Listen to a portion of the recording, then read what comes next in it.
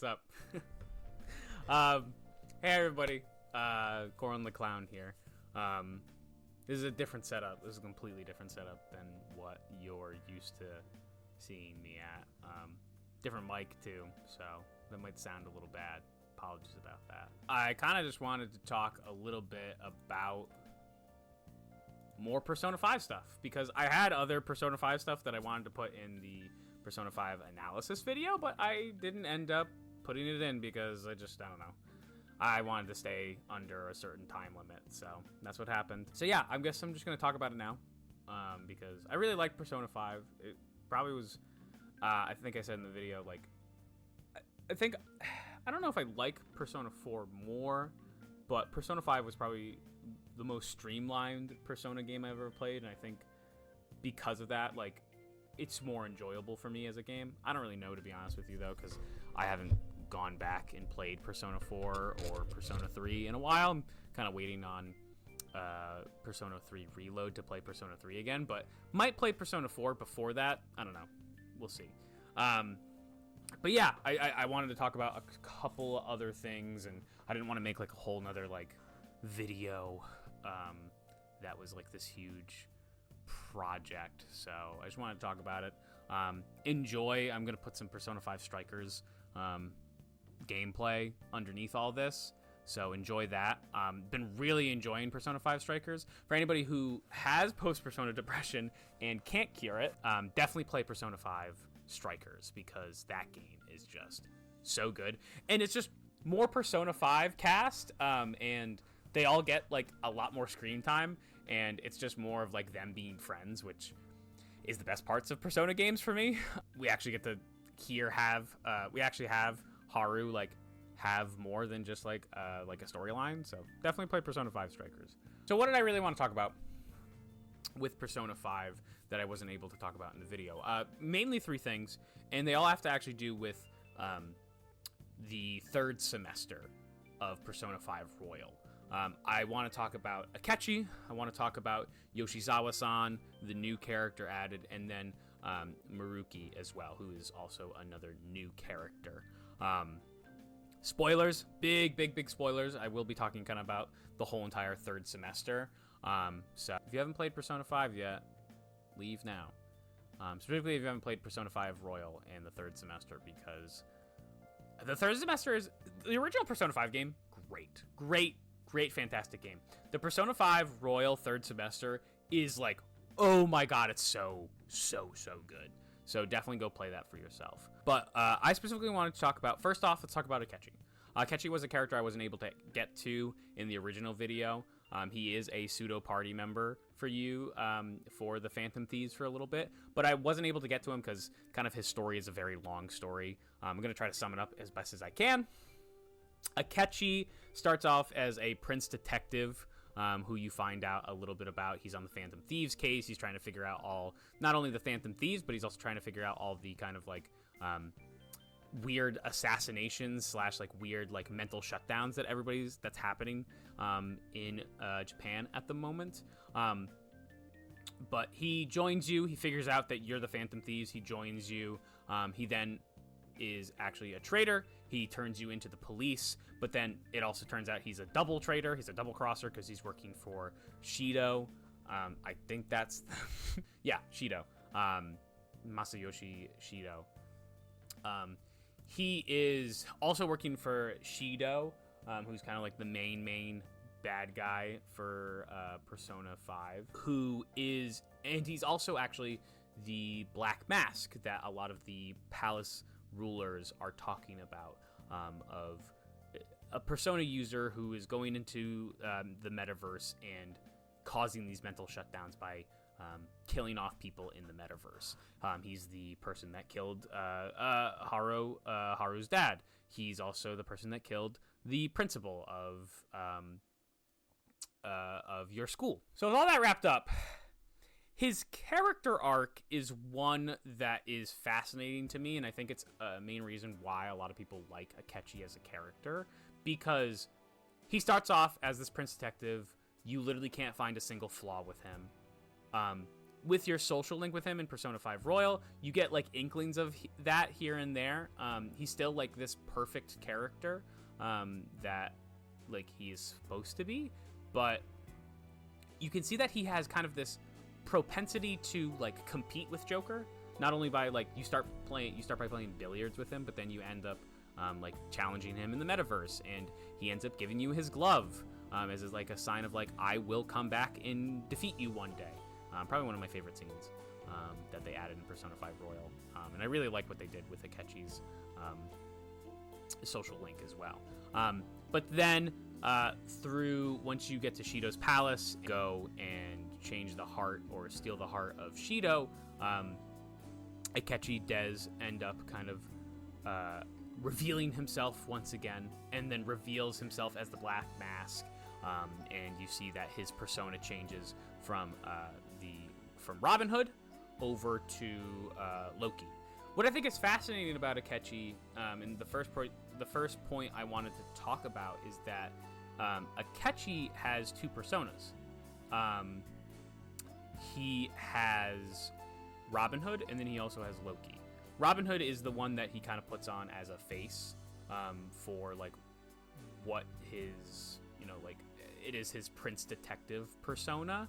But then we also get like real Akechi, which is Loki, which is interesting because Akechi also has preconceived notions about him, and also has like these negative self chains on him, but in a different way where it's like everybody loves him, but he has to keep up with this like persona of Prince Detective, of Robin Hood, of being kind of like this undersleuth, like superstar. I'm gonna solve everything and I'm gonna make everything better.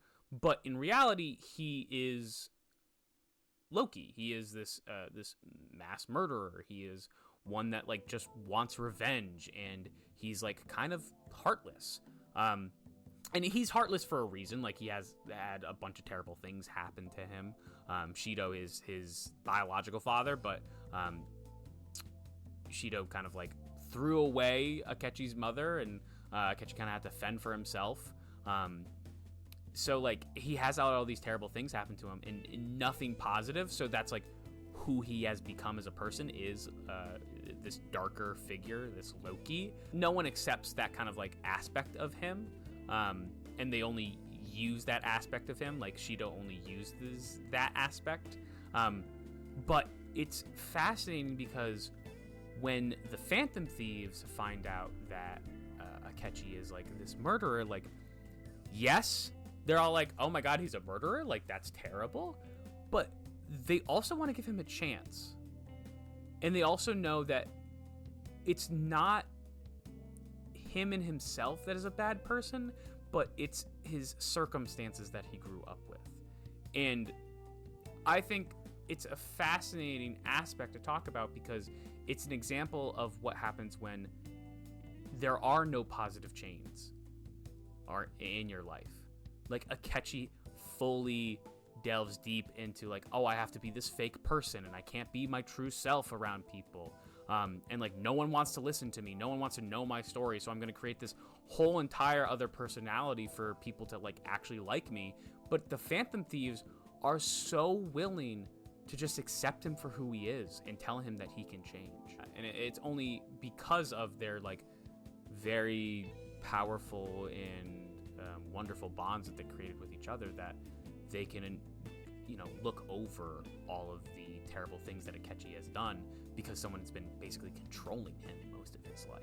And what's even fascinating was when we get into Persona 5 Royal, is that Joker's recollection of Akechi, Joker's like social link with Akechi. You build your social link further enough with Akechi that he comes back in Persona 5 Royal. Why does he come back? Well, let's talk about Maruki for a quick second, and we can go back to Akechi. Maruki is the therapist that the school hires after the Kamoshida incident, and we get to know him and do his social link and such. But it turns out that he's also been gifted the power of a persona. A persona specifically that is like cognitive bending, who ends up after the after we kill the God of Control, after we do all that stuff in the original Persona game, he takes over the cognitive world and then changes it for his idealistic world. One that all and everybody's wishes are answered. Which brings up fascinating implications of all these characters' problems are solved. They've never gone through a bad thing. Futaba still has her mother. Ryuji's the track team star. Shiho never threw herself off the building. Madarame's a wonderful teacher to Yusuke. Makoto's dad's still alive. Haru's dad's still alive. He's not like this money-grubbing fiend. Like, all of these characters have nothing bad going on with them. So they're living in these wonderful lives, and they're so happy. And what's fascinating is that, like, you have this, like, I think it's like a week section where you talk to all these characters, and you're like, how are you doing? Like, oh, yeah, I'm happy. And Joker's the only one to realize that there's something bad going on, and there's something weird going on. But all these characters are completely fine. They're happy with their lives until we show them that it's not their lives that they're living. What I took it as personally was very similar to my previous video with like end credit scenes and death and how death is needed in order to live life.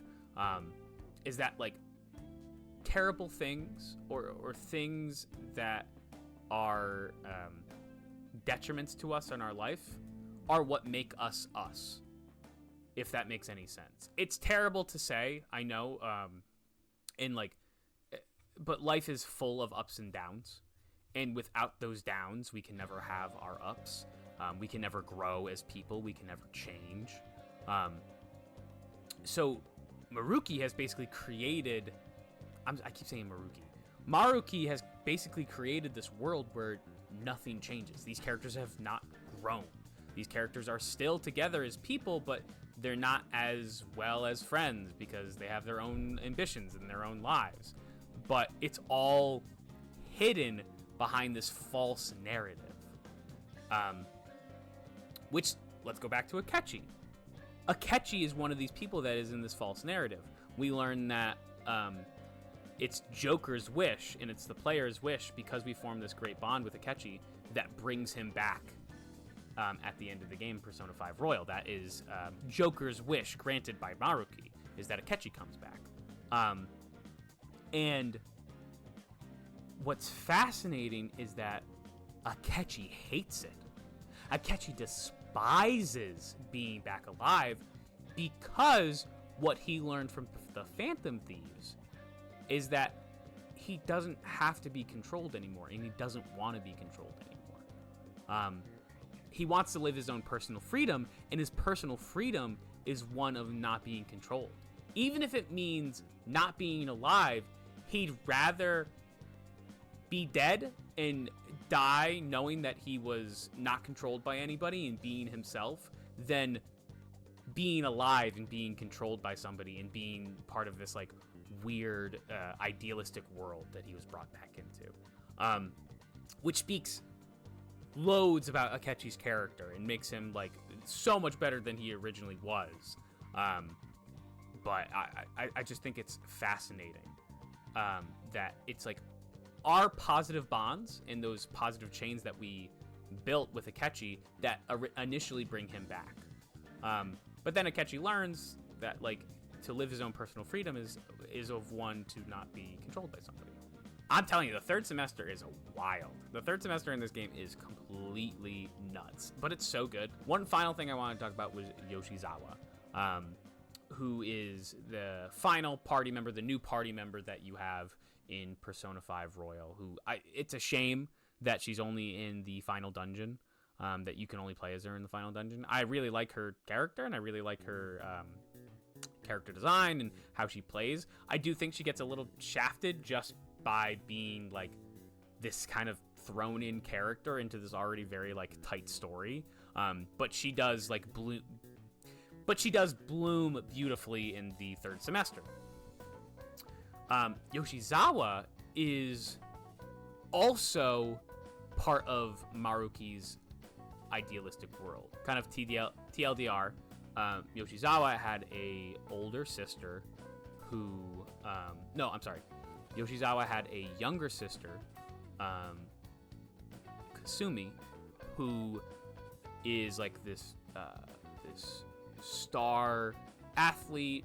Sumire, which is Yoshizawa's first name, wants to be, but Kasumi ends up dying because she saves Sumire from a car hitting her. Sumire, kind of controlled by this guilt, ends up wishing that she could be Kasumi.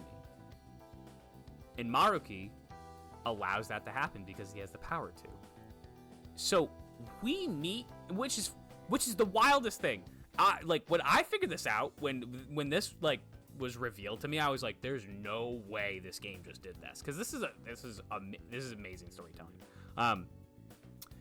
We meet Yoshizawa as Kasumi, and we only refer to her as Kasumi for most of the game. Everybody else refers to her as Yoshizawa, but we refer to her as Kasumi because she introduces herself as Kasumi, and because she believes that she's Kasumi. We go through Maruki's dungeon, and then she realizes, that no, she's not. She's actually Sumire, but it's Maruki's idealistic world that created Kasumi. And she breaks down. She doesn't know how to deal with it.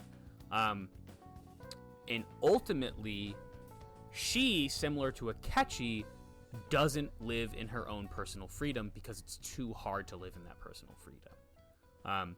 Because it goes back to kind of Persona 5's Persona 5 Royal's like idea of that, like, life is difficult and life is going to be difficult, and those things that make it difficult are what make us us. She doesn't want to live that life. Sumire doesn't want to be that, so she chooses to be Kasumi instead. And it's us showing her that she can still be Sumire and still be a person, and still, she doesn't have to be like her sister. She can just be her own person. That what makes her like awaken her persona and stuff like that. Yeah, there's a lot to talk about. I don't even know if I'm talking about like real things at the moment, but it's fascinating. It's also a lot of information. That's why I kind of left these characters out of the equation of the original video, because there's just so much information from these three characters because they kind of make up their own game in the third semester. What's fascinating about Sumire's character is that she's living this lie. She realizes that she is living this lie and then goes back to living the lie once again. But she realizes that all the rest of the party are going to face their pain instead of running away from it. She is, she says, I'm going to do that as well. She's going to face her sadness and overcome it so that she can be her own person. Which is fascinating to me because, like, it goes back to that whole idea that, like, she has not been her own person. She has been convinced that she's somebody else. But her awakening of her persona is like, no, you know what? I all those things did happen to me. All these emotions are my own emotions. I'm going to fully accept those emotions to, like, become a better person and awaken my persona. Persona 5 and the Persona games are just such incredible and mature games that to understand and to even talk about these things is just fascinating to me. I think fully, and what I want to end off on is that Persona 5 Royal is about obtaining that personal freedom no matter what. Even if it isn't comfortable, even if it is the most painful thing that you have to go through, to be yourself and to not run away from yourself, to not run away from the things that you've done in the past, like Akechi, or the things that you want to be instead of your own self, like Sumire. It's hard to, but you have to accept all that stuff, and you have to face it in order to be your own person. which is a beautiful message. And you, again, kind of like I wanted to say, kind of like I said in the original video, you have to find the people around you that are going to help you realize that, and that are going to give you the hard truth. And the hard truth might not be the best thing to have sometimes, and you might, you know, some people are a little, I feel like, a little too abrasive with the hard truth, but it's ultimately the thing that allows us to grow and allows us to change. Maruki, this is just like a small tangent I wanted to do because of like theater stuff. Maruki really reminds me of the angels from Angels in America, who, after seeing like the AIDS crisis, after seeing all this bloodshed and all these terrible things, are like, we need to stop. Like, things need to stop. If we all stop and we just keep where we are, no one will die, nothing will happen, and we'll be all safe. And it's prior this homosexual man who does have AIDS, who ends up meeting the angels and is like, no, like, we have to change as people. Like, we have to keep going. It might be like one of the hardest things that we've ever experienced in our lives, but we have to keep going. We have to change, and change has to happen to us in order for us to actually be human beings. We can't just stick where we are. And I think that kind of fully goes in tandem with Maruki, who's very much like those angels, which is like, I want everything to be perfect, and everybody's wishes are going to be answered, but it means that no one is growing and no one is changing. And because of that, also no one's living their own personal freedom, because they're living this fabricated freedom instead, which is just false. Yeah, I guess that's it. I wonder if this will actually become a video. Who knows? I might just throw it up on the channel just to have some more content for all of you. So yeah, hope you enjoyed it. Like, comment, subscribe, do all those wonderful things. And yeah, I will see you in the next one.